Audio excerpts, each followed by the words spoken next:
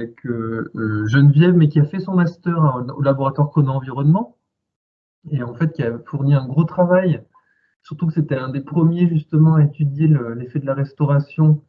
Donc un gros, il a vraiment dégrossi les données, donc on a appris beaucoup de choses avec son travail. Et puis par la suite, toujours sur cette thématique hydro et plus à l'échelle de la tourbière, donc le travail donc actuellement développé par Alexandre, donc qui est également donc au laboratoire Cône Environnement, qui fait une thèse avec donc sous la direction de Marc Steinman et de moi-même, en collaboration avec divers chercheurs du laboratoire Cône Environnement. Et puis encore sur ces thématiques eau, après le temps de la pause, on verra le travail développé entre autres par l'École des mines dans le cadre d'un projet sur les tourbières de tête de bassin qui ont potentiellement dans le soutien d'étiage, donc qui deviennent problématiques de plus en plus prégnantes dans les zones de moyenne montagne tempérées. Et puis, ben, ces tourbières, évidemment, elles sont le siège de tout un tas de réactions biogéochimiques. Et aujourd'hui, un des gros enjeux de l'étude de ces zones humides, c'est également de comprendre leur rôle dans le cycle du carbone, ou en tout cas dans le stockage du carbone. Et on se demande si ce rôle de stockage, qui est un rôle très important, eh ben, n'est pas mis à mal par les altérations climatiques qu'on vit actuellement et qu'on est censé subir de plus en plus à l'avenir. Voilà. Donc, programme qui est un peu plus axé, on va dire, sur le cycle de l'eau et du carbone. Mais on n'oublie pas effectivement qu'il y a aussi tout un intérêt du point de vue de la biodiversité, de la diversité spécifique en tout cas, qu'on va moins traiter aujourd'hui, mais peut-être qu'on pourra évoquer dans les temps d'échange. Voilà. Alors moi je me suis pas présenté, donc peut-être que je me rappelle plus si je me suis présenté ce matin. Donc voilà, moi aussi je travaille au laboratoire Chrono-Environnement, et donc moi je suis plutôt hydrogéologue. Et donc c'est pour ça aussi qu'on développe plutôt cette thématique actuellement sur la tourbière de Fresnes, puisque j'ai repris la responsabilité pour animer le site de Fresnes dans le cadre du SNO Tourbière, donc le Service national d'observation des tourbières, qui est un dispositif porté par le CNRS. Et donc la tourbière de Fresnes a intégré ce réseau il y a maintenant une dizaine d'années à peu près. Voilà. On y reviendra peut-être notamment au cours des différentes présentations. Bon, eh ben, ceci étant dit, je laisse la parole maintenant à Louis, qui va donc nous pouvoir faire sa présentation sur ce suivi de l'effet de la restauration. À toi, Louis. Ouais. Oui, bonjour à tous. Hop. Oui, donc je me présente Louis Collin, donc je travaille à l'EPA Jodou Haute-Loup. Oui, de façon relativement euh, bah, assez souvent avec Geneviève Magnon. Et donc j'ai fait mon stage sur cette tourbière, la tourbière vivante ou tourbière active sur la réserve naturelle régionale de Frasnes-Bouvran.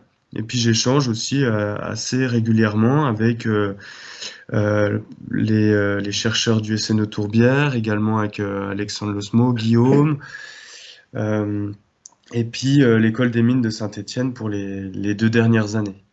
Donc on m'a demandé de faire cette petite présentation sur le dispositif piézométrique en fait, et puis notamment les résultats qu'on a pu observer suite à la restauration de l'amont de cette combe tourbeuse du creux au lard. Donc pour resituer un petit peu, je vais faire vite, mais donc avant on se situait sur cette configuration-là, avec un bassin versant estimé de 9 hectares pour alimenter la tourbière active, une tourbière vivante. On avait tout un réseau de fossés de drainage qui permettait de drainer l'eau en direction du creux au lard. Et suite aux travaux, on a quelque peu, on va dire, restauré le bassin versant supposé d'origine en le doublant quasiment, donc à 17 hectares. Là aussi, on est sur du bassin versant estimé, donc à l'aide de logiciels de cartographie qui traitaient donc la donnée MNT LIDAR. Voici une carte du dispositif, on va dire, des dispositifs qui ont été mis en place au cours des dernières années. Donc, ils vont se concentrer sur la partie aval, sur le bas marais. On a sur la partie médiane ces deux piézomètres-là qui sont suivis par le SNO Tourbière.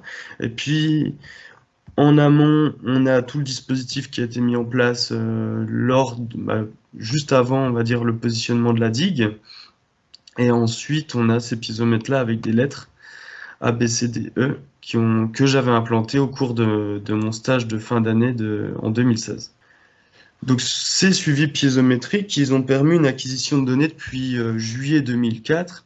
Donc, depuis, en fait, les premiers travaux de Philippe Grosvernier sur le bas-marais. On a également de la donnée qui est prise par le SNO Tourbière depuis 2008 sur la station de recherche.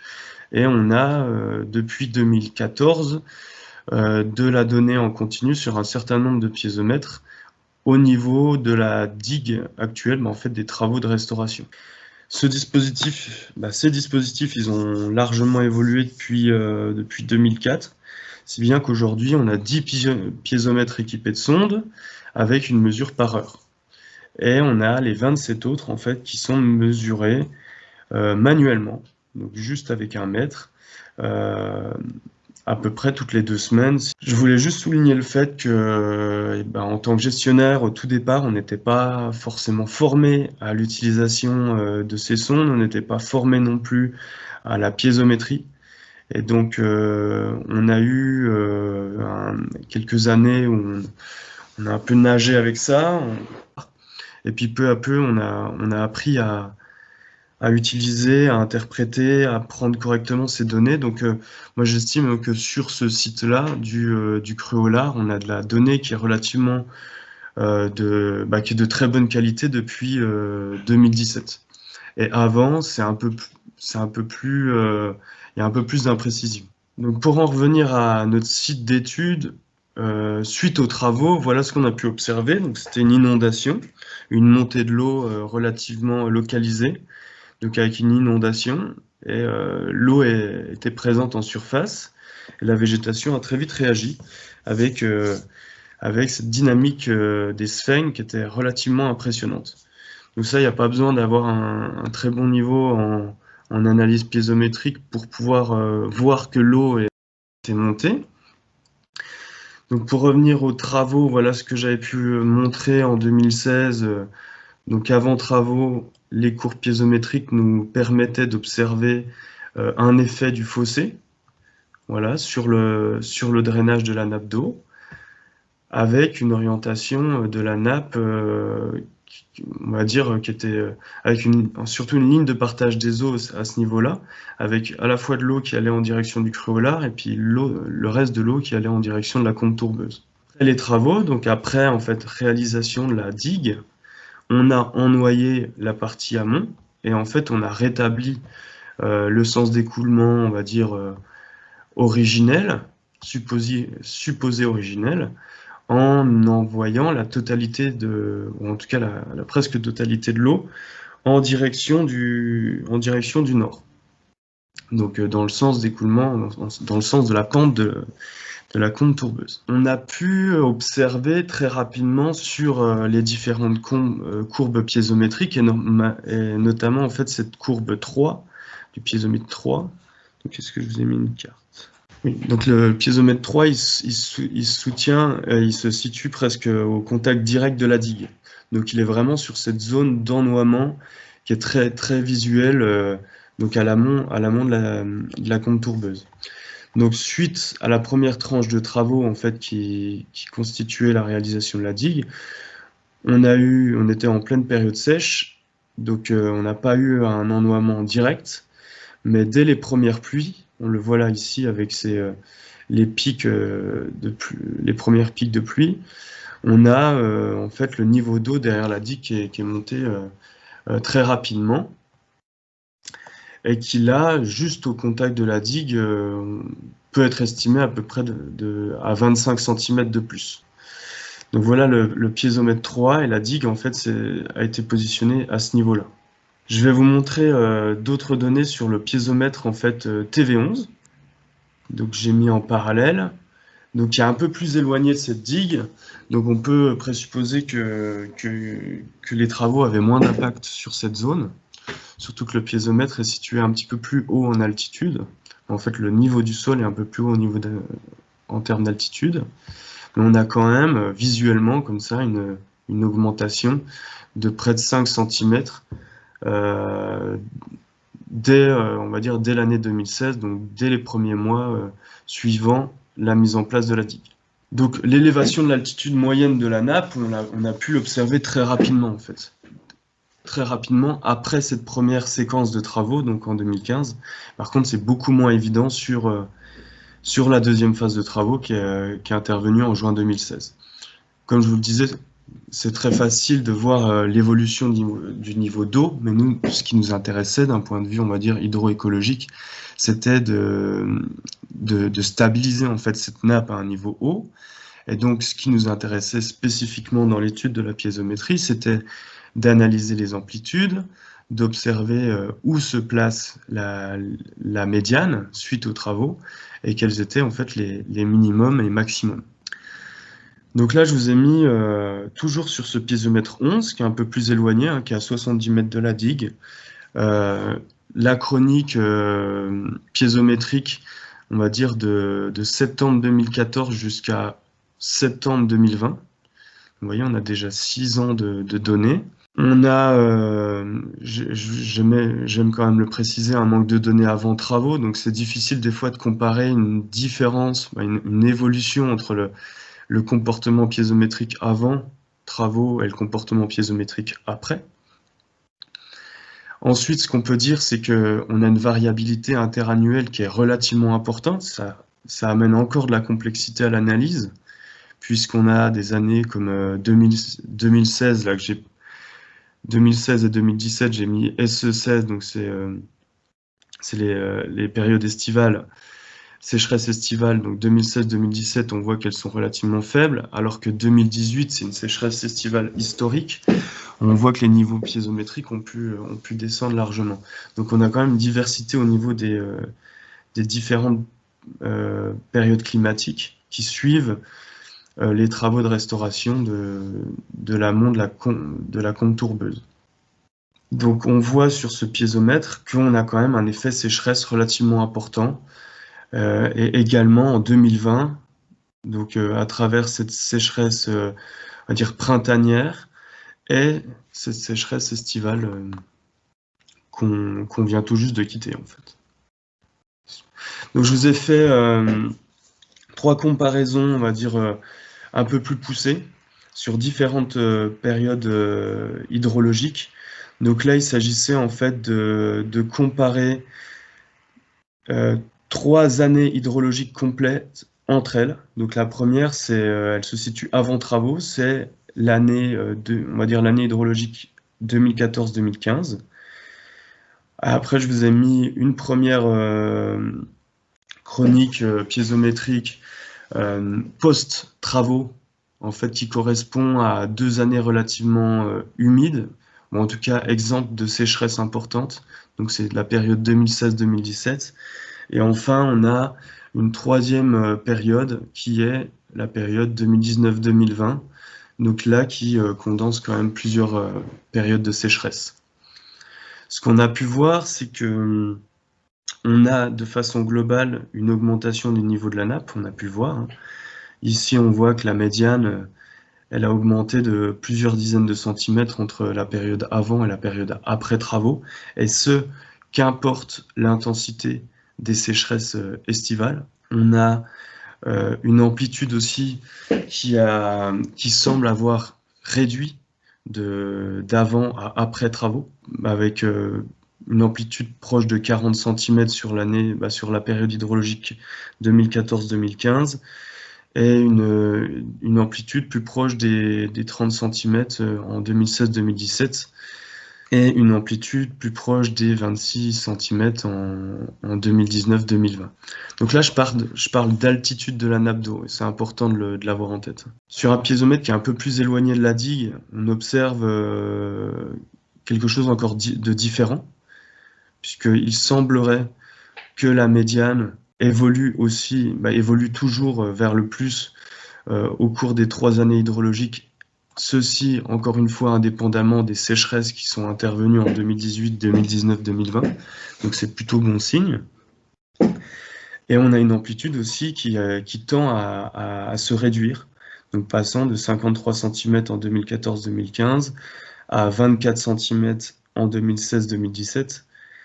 Et là, je vous ai mis celle de 2019-2020 en blanc parce que j'ai pas pu traiter de façon fine en fait les chroniques piézométriques, et comme Alexandre et Guillaume sont intervenus et ont en fait enlevé l'eau des piézomètres, j'ai des données qui sont un peu aberrantes, donc je peux pas vous présenter l'amplitude réelle, on va dire. Donc voilà. Donc ce que je voulais vous montrer, c'est que sur le piézo 6, on a ce qu'on peut appeler un effet digue qui est direct après la mise en place de la digue, avec une augmentation relativement importante du niveau d'eau, du niveau moyen d'eau.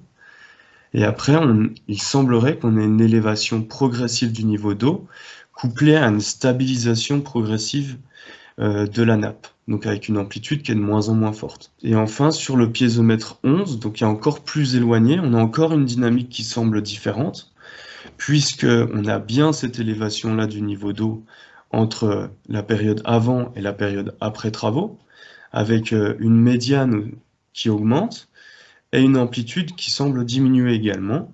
Par contre, ce piézomètre-là, qui est situé donc plus loin et à une altitude un peu plus importante que les autres, semble avoir été largement impacté par les différentes sécheresses de 2018, 2019, 2020, puisque là, on observe des amplitudes qui sont encore davantage, mais encore plus importantes qu'avant travaux. Avec Geneviève, mais qui a fait son master au laboratoire Conan Environnement, et en fait qui a fourni un gros travail, surtout que c'était un des premiers justement à étudier l'effet de la restauration.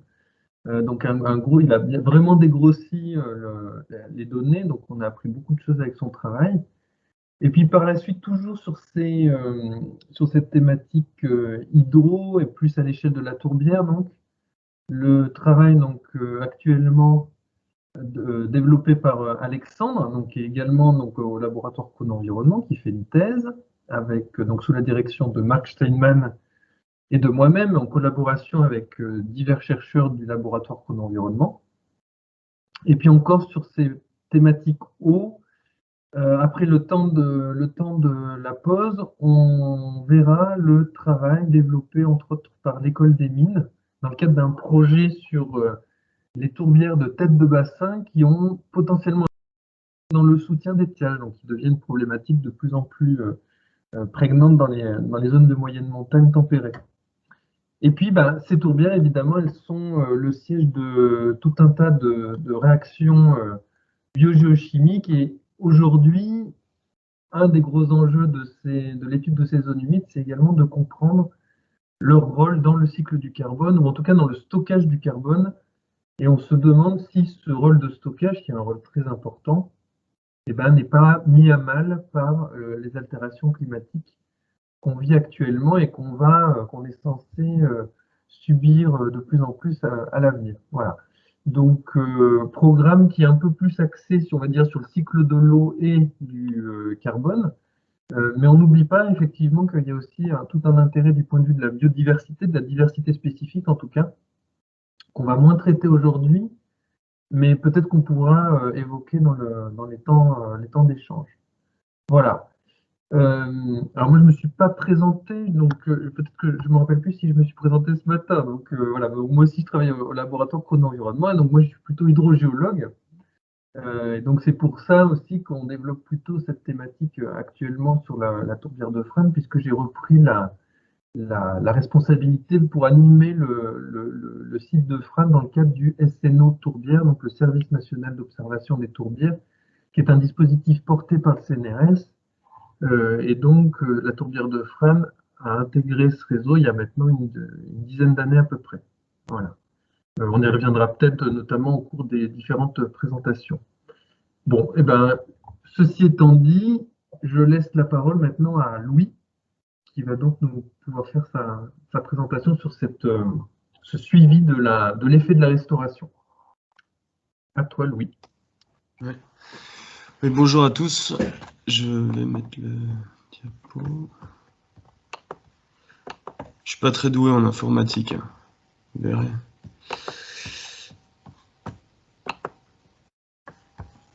Hop.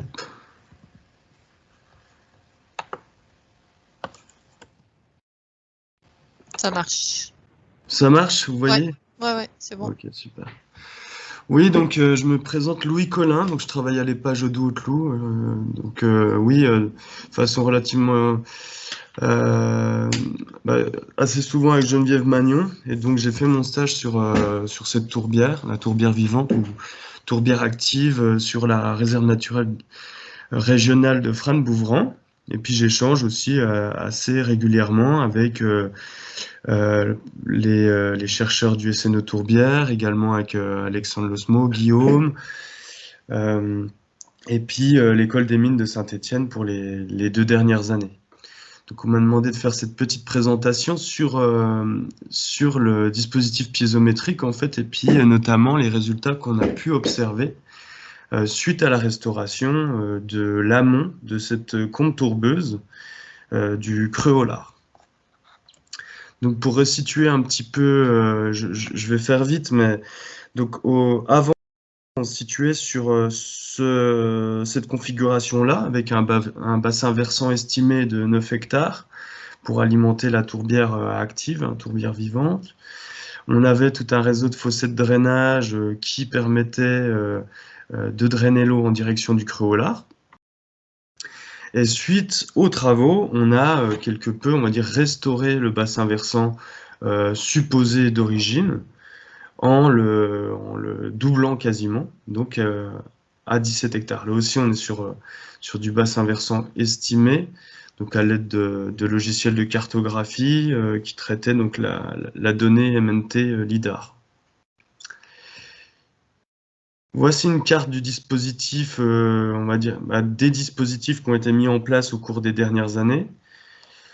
Donc, ils vont se concentrer sur la partie aval, sur le bas marais. On a sur la partie médiane ces 2 piézomètres-là qui sont suivis par le SNE Tourbière. Et puis, en amont, on a tout le dispositif qui a été mis en place juste avant, on va dire, le positionnement de la digue. Et ensuite, on a ces piézomètres-là avec des lettres A, B, C, D, E que j'avais implantées au cours de mon stage de fin d'année en 2016.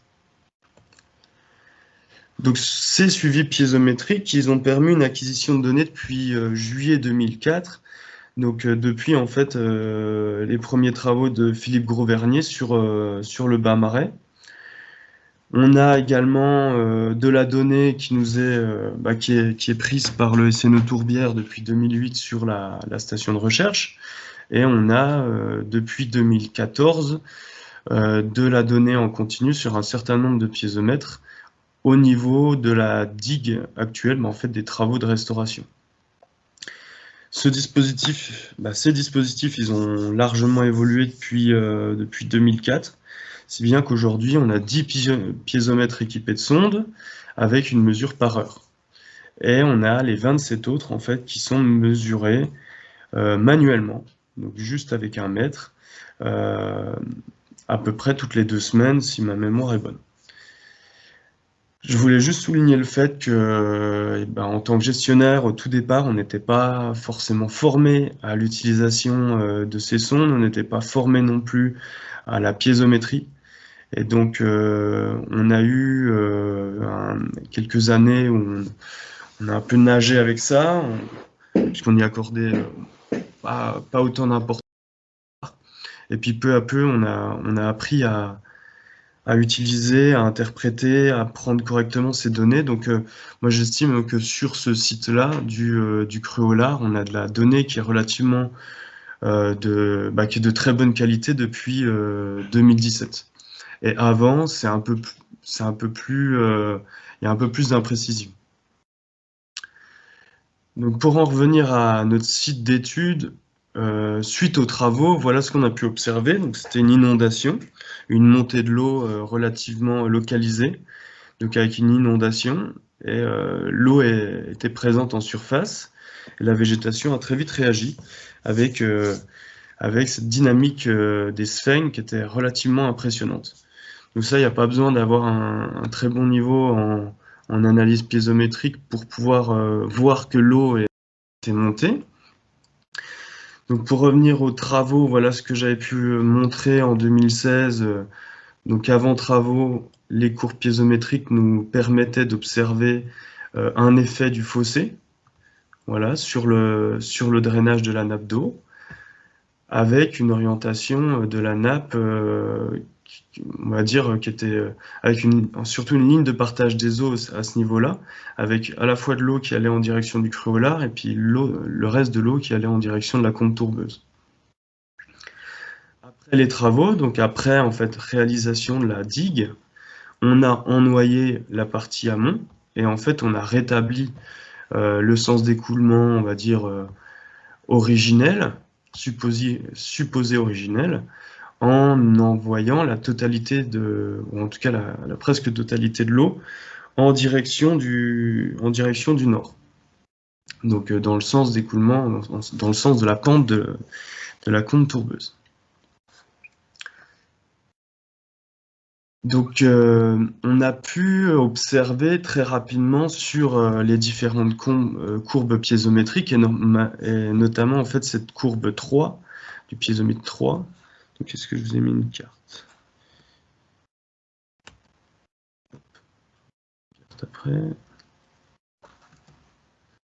Oui, donc le piézomètre 3, il se situe presque au contact direct de la digue. Donc il est vraiment sur cette zone d'ennoiement qui est très, très visuelle, donc à l'amont de la combe tourbeuse. Donc suite à la première tranche de travaux en fait, qui constituait la réalisation de la digue, on était en pleine période sèche, donc on n'a pas eu un ennoiement direct, mais dès les premières pluies, on le voit là ici avec les premières pics de pluie, on a en fait le niveau d'eau derrière la digue qui est monté très rapidement et qui là, juste au contact de la digue, peut être estimé à peu près à 25 cm de plus. Donc voilà, je vois plus mon curseur. Donc voilà le piézomètre 3 et la digue en fait a été positionnée à ce niveau-là. Je vais vous montrer d'autres données sur le piézomètre en fait TV11. Donc j'ai mis en parallèle. Donc qui est un peu plus éloigné de cette digue. Donc on peut présupposer que les travaux avaient moins d'impact sur cette zone. Surtout que le piézomètre est situé un petit peu plus haut en altitude. En fait le niveau du sol est un peu plus haut en termes d'altitude. Mais on a quand même visuellement comme ça une augmentation de près de 5 cm on va dire dès l'année 2016, donc dès les premiers mois suivant la mise en place de la digue. Donc l'élévation de l'altitude moyenne de la nappe, on a pu l'observer très rapidement en fait. Très rapidement après cette première séquence de travaux, donc en 2015. Par contre, c'est beaucoup moins évident sur la deuxième phase de travaux qui est intervenue en juin 2016. Par contre, comme je vous le disais, c'est très facile de voir l'évolution du niveau d'eau, mais nous, ce qui nous intéressait d'un point de vue, on va dire, hydroécologique, c'était de stabiliser en fait cette nappe à un niveau haut. Et donc, ce qui nous intéressait spécifiquement dans l'étude de la piézométrie, c'était d'analyser les amplitudes, d'observer où se place la médiane suite aux travaux, et quels étaient en fait les minimums et maximums. Donc là, je vous ai mis toujours sur ce piézomètre 11, qui est un peu plus éloigné, hein, qui est à 70 mètres de la digue, la chronique piézométrique, on va dire de septembre 2014 jusqu'à septembre 2020. Vous voyez, on a déjà 6 ans de données. On a, j'aime quand même le préciser, un manque de données avant travaux, donc c'est difficile des fois de comparer une différence, une évolution entre le comportement piézométrique avant travaux et le comportement piézométrique après. Ensuite, ce qu'on peut dire, c'est qu'on a une variabilité interannuelle qui est relativement importante. Ça amène encore de la complexité à l'analyse, puisqu'on a des années comme 2016, là, 2016 et 2017, j'ai mis SE16, donc c'est les périodes estivales, sécheresse estivale, donc 2016-2017, on voit qu'elles sont relativement faibles, alors que 2018, c'est une sécheresse estivale historique. On voit que les niveaux piézométriques ont pu descendre largement.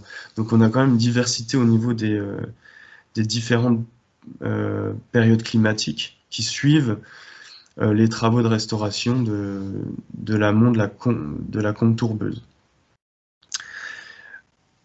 Donc on voit sur ce piézomètre qu'on a quand même un effet sécheresse relativement important.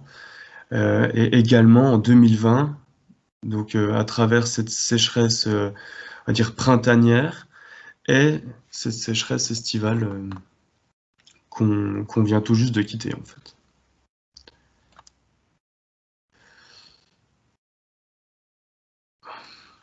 Allez.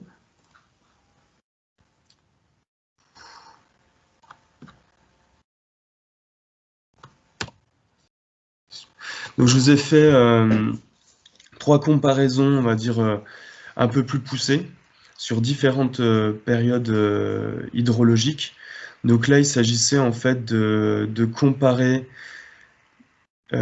3 années hydrologiques complètes entre elles. Donc la première, elle se situe avant travaux, c'est l'année, on va dire l'année hydrologique 2014-2015.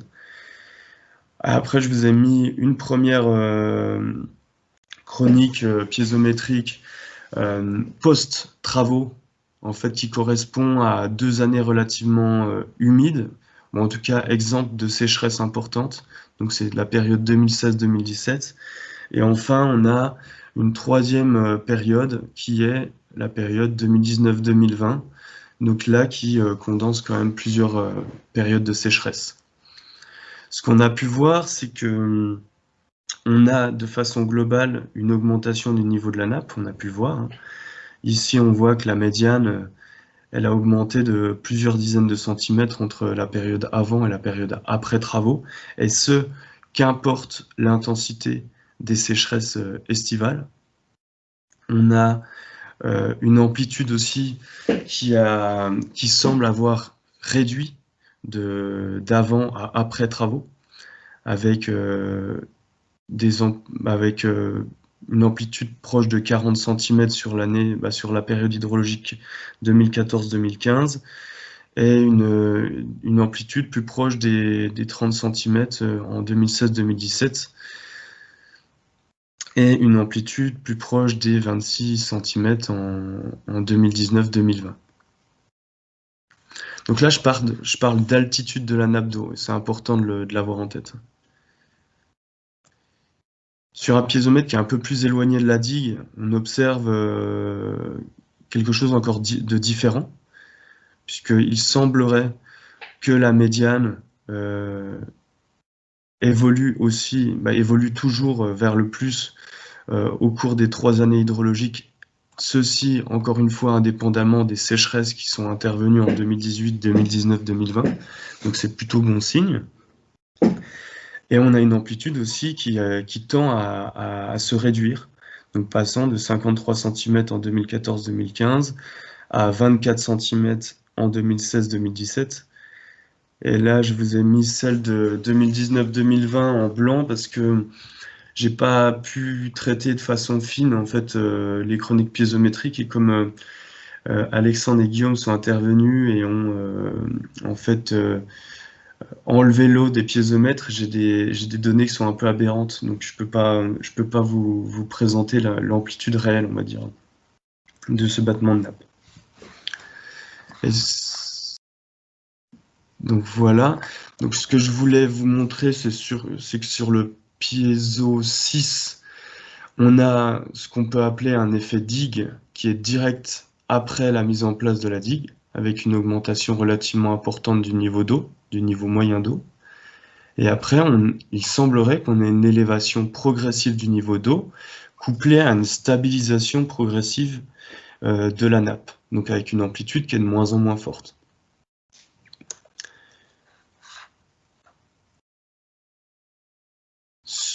Et enfin, sur le piézomètre 11, donc qui est encore plus éloigné, on a encore une dynamique qui semble différente, puisqu'on a bien cette élévation-là du niveau d'eau entre la période avant et la période après travaux, avec une médiane qui augmente et une amplitude qui semble diminuer également. Par contre, ce piézomètre-là, qui est situé donc plus loin et à une altitude un peu plus importante que les autres, semble avoir été largement impacté par les différentes sécheresses de 2018, 2019, 2020, puisque là on observe des amplitudes qui sont encore davantage, mais encore plus importantes qu'avant travaux, avec des données qui sont, avec des minimums qui sont vraiment très bas. Donc là c'est assez peu encourageant, puisqu'il semblerait que ce piézomètre-là, en tout cas cette station-là qui est située beaucoup plus loin de la digue, ne puisse pas résister aussi bien que le piézomètre précédent aux effets de la sécheresse. Donc donc voilà comment je le résumerai. On a un effet travaux qui est relativement visible, avec une élévation de l'altitude des trois quartiles, hein, donc des trois quartiles, dont la médiane. On a une tendance à la diminution de l'amplitude, donc à une pseudo-stabilisation de la nappe, à la diminution en fait du battement de nappe. On a une diversité en fait de comportements entre les piézomètres qui semblent dus à leur distanciation à la digue et donc à la zone de travaux. Il semble qu'on ait une sensibilité aux sécheresses précédentes avec un effet qui soit relativement atténué plus on va vers la digue. Et c'est ce que je mettais. En fait, là, je me suis concentré vraiment sur les piézomètres qui se trouvent presque au contact direct de la zone de travaux, donc de la première phase de travaux. Mais il serait intéressant de faire le même travail sur des piézomètres situés plus en aval, donc ceux par exemple qui sont au niveau de la station de recherche ou encore plus en aval au niveau du bas marais. Je voulais aussi revenir là-dessus, c'est que, alors j'en ai beaucoup discuté avec Alexandre, beaucoup avec Guillaume également, et j'ai vu qu'Alexandre l'avait intégré dans son dernier papier, je trouve c'est cool. C'est qu'en faisant de l'analyse piézométrique, en ayant un piézomètre qui soit ancré, on arrive à avoir deux informations différentes.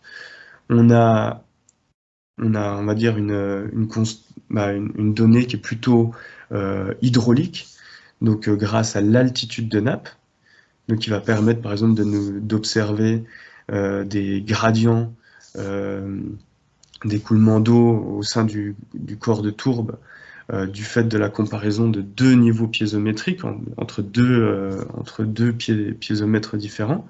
Mais on a aussi cette autre variable, c'est une variable hydroécologique qui nous permet de connaître la profondeur de la nappe par rapport au niveau zéro du sol.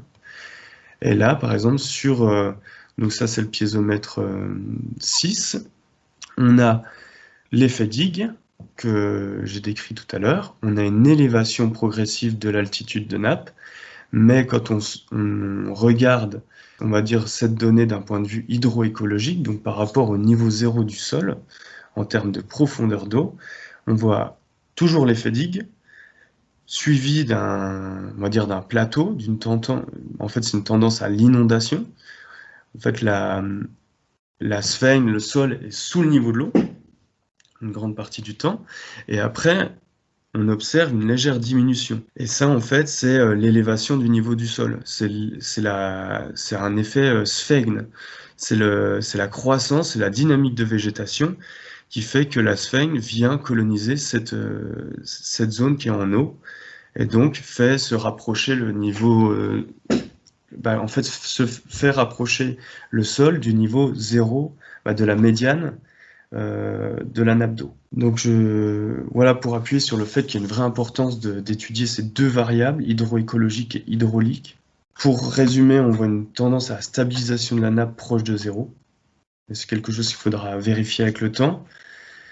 Et là aussi, on a quand même un effet de sécheresse visible, mais peu impactant, en tout cas sur cette station du piézomètre 6. Et voilà, j'en ai fini avec ma présentation. Ok, merci Louis.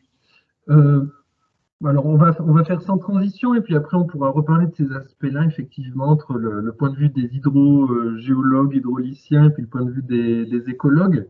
C'est intéressant, effectivement, on regarde la même chose, mais pas avec le même point de vue.